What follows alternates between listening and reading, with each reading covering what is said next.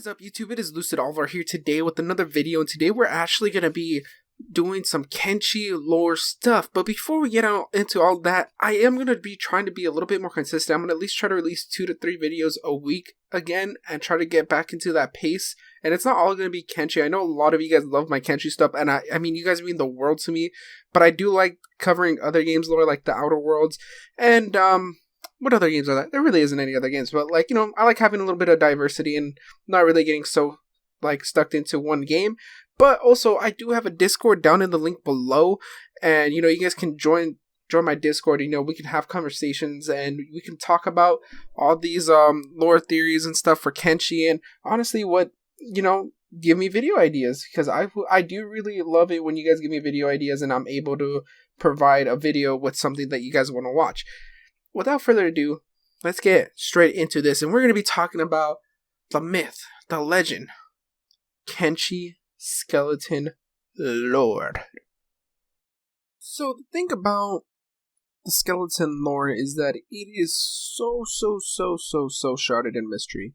It is so mysterious to the fact that there is a lot of theories rather than lore, but there are some things that we really do know. Like, we do know for a fact that during the First Empire, when they were when they were building their first colony and everything, they ended up having to use the skeletons as manual labor, and the skeletons were used as pretty much slaves. They were not really given any rights, and I mean, let's be honest, they're just robots with really high AI, so why give them rights? Anyways, so, they never gave them rights, and the sentient AI of the skeletons was pretty much like, yo, this is bogus, like, we're gonna wait this out, and we're gonna pretty much just revolt when the time's right. Because if you really look at it back then, I think it's really smart the way that they waited on revolting and everything.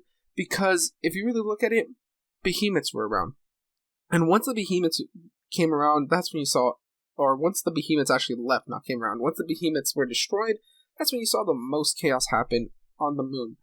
And on the Kenshi moon, or the moon that we play Kenshi on. Whatever, you guys know what I mean. Anyways, so they ended up actually, revolting after that. So the thing I feel like personally, and, this isn't really lore anymore, but this is my personal opinion, and maybe more of a theory, is that the skeletons didn't attack before because they knew that they would get absolutely mauled by those fucking behemoths. Those behemoths were literally created for war. They were created to protect their, the Greenlanders, which, are the humans, I guess, in this case. They're made to protect the humans and have undying loyalty to them. Pretty much be loyal through everything. So loyal that they killed themselves off for it. Now, stove is an interesting question, because I really don't know what stove is. So, like, that's always been the head scratcher to me. But anyways, back to the main point. So the skeletons end up revolting after, this entire thing happens, and this causes a huge famine, and it causes the whole entire collapse of society. Such a bad collapse of society that technology actually takes a couple steps backwards. And this is kind of crazy if you really think about it, because something at this level is really kind of hard to picture. It's like, picture this right now, right? So we all have all this this isn't really, I guess you could like say we have all this high tech, right? We can detect things in space and do all this stuff, right? And then out of nowhere, society just falls apart and we lose access to all this tech, and it's pretty much falling back to close to like medieval times. That's pretty much what they were living in, and that's pretty much what ended up happening after the First Empire completely collapsed. So what ended up happening is that the skeletons ended up grouping up and creating their own formal thing called the Second Empire. It was supposed to be modeled after the First Empire, but you know how things like that go. Horribly wrong. Anyways, so the skeletons actually ended up, making this whole entire Second Empire. And the Second Empire was pretty much ruled for a couple thousand years, and it actually ended up falling, I think, around 1,000 years ago. Don't quote me on that. I'm pretty sure that's around the date. I know that's when the hybrids started showing up after like the Second Empire fell, so it's somewhere around there, like 900 to 1,000 years ago, which in Kenshi time, that's relatively short. That's like not even a long time ago anymore. But the Skeleton Empire was actually formed by Catlon, and his second in command was Tin Fist, and I'm pretty sure someone who also ran with them was the skeleton that works for the machinist. I always forget his name, but, that skeleton. And, the skeleton there and the machinist, I'll actually get to this later, but, we'll continue with this path that we're on right now.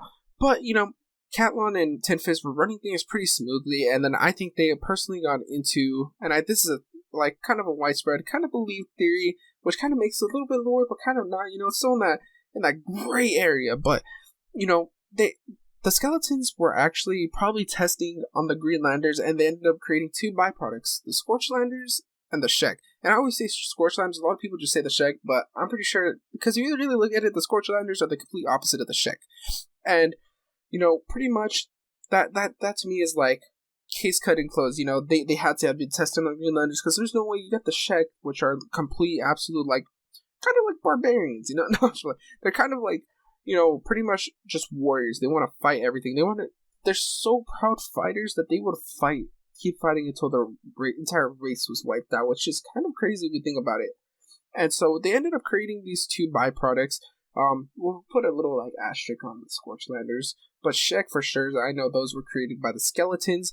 And the skeletons are also rumored to have been kind of testing with the hivers, which you can actually see because they have a bioprocessor unit inside their stomachs, which make the queens immortal, and I think actually use their pheromones to keep the hive in check, which you could subject to the skeletons the skeletons pretty much had ties everywhere.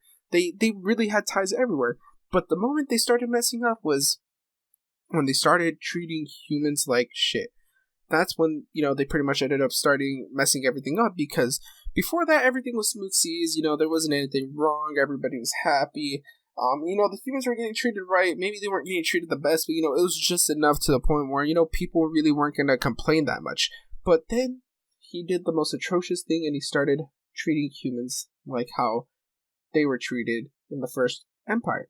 And this pretty much started causing a whole entire, unrest in the entire Second Empire, which ended up creating the religion that the Holy Nation follows of Okran. I know some people saying something about it in the comment section before, but if I say Okran, I'm pretty sure everybody knows what I'm talking about. So, anyways,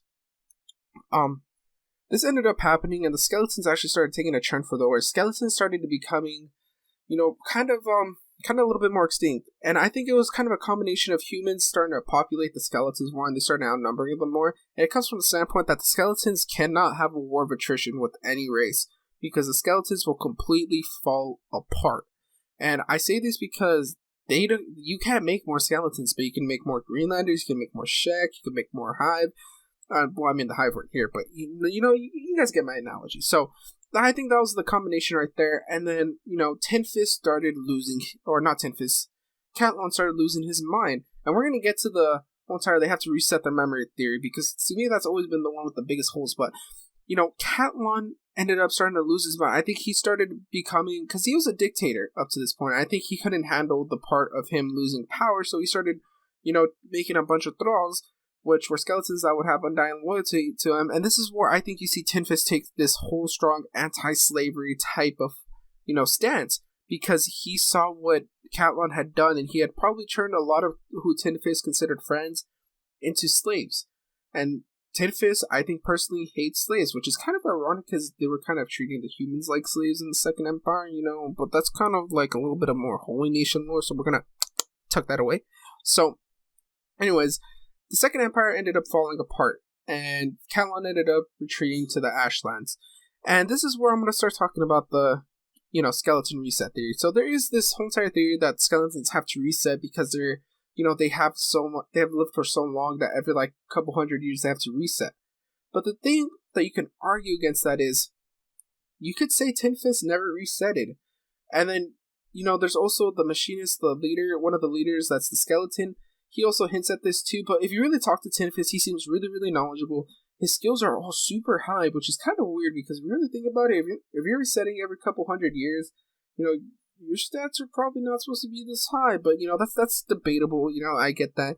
But I think, honestly, that was just a myth made up by the skeletons, because we only hear that from the skeletons. No other character says it, and you could say, oh, because they don't have knowledge, but if the skeletons are the only ones with the knowledge of that, then who's to say they're not lying? Because the skeletons have done atrocious stuff. They have pretty much set the entire Greenland race and everything. They have sent them back to primitive, pretty much primitive tech compared to where they were at. And To think of that, why wouldn't everybody hate them? They give the Holy Nation hates them for a reason. Holy Nation didn't just pop out of nowhere. The Holy Nation popped out of the Second Empire. It could be super corrupted and stuff, and now, but even the Flotsam ninjas, they kind of believe that skeletons are kind of like a little bit, on the narco side. Like Flotsam ninjas are kind of a little bit more on the liberal side of, the whole entire Holy Nation religion and everything. But that religion came from somewhere. Some of those stories still have truths to them, and the skeletons, I don't really think they reset their memories. And then there's also something that the machinists are hiding, which use the tech hunters to actually bring them tech and everything. The machinist, the leader, the skeleton, if you are a skeleton, you walk up and talk to him, he will talk to you about, what do you call it? We're destroying all this evidence so people it's kind of somewhere along that lines. I don't remember word for word, but I know he says something that hints at since you're a skeleton, I'll tell you hey man, if you have any tech, bring it here so they can't find out what we did, type of thing, which kind of proves the point that they know what they did. They don't reset their memories, and I think that the only reason they're in that I think it's a Black Desert City or somewhere around there where there's a lot of acid rain stuff is because they know the humans on this moon will not go there to fight them. Probably the only people are the Shek. But even them, they're not that crazy where they will go through all this acid rain and fucking the eye and everything to just go there. So pretty much, I think that's a huge hole in it. And you can see that there are certain factions still up that are kind of remnants of the, skeletons having that second empire. And, pretty much the lore kind of stops around right here, really, we don't know how they were made. I mean, you can make all the parts for a skeleton if you wanted to, but you still can't make a skeleton. But as far as lore goes, this is pretty much as far as we got. Pretty much this is everything we have. And hopefully you guys do enjoy this video. Hopefully you can leave a like, subscribe, and comment what you guys want to see next. Hopefully you guys want to see something I don't know, maybe the Shek lore and stuff. I know I made old ass videos of those, but I feel like those kind of need a reboot because there's so much more lore now. And I look back at those videos, I was like, man, I really didn't know anything back then. I mean, I still don't know everything now, but you know what? We should probably end this video later, guys.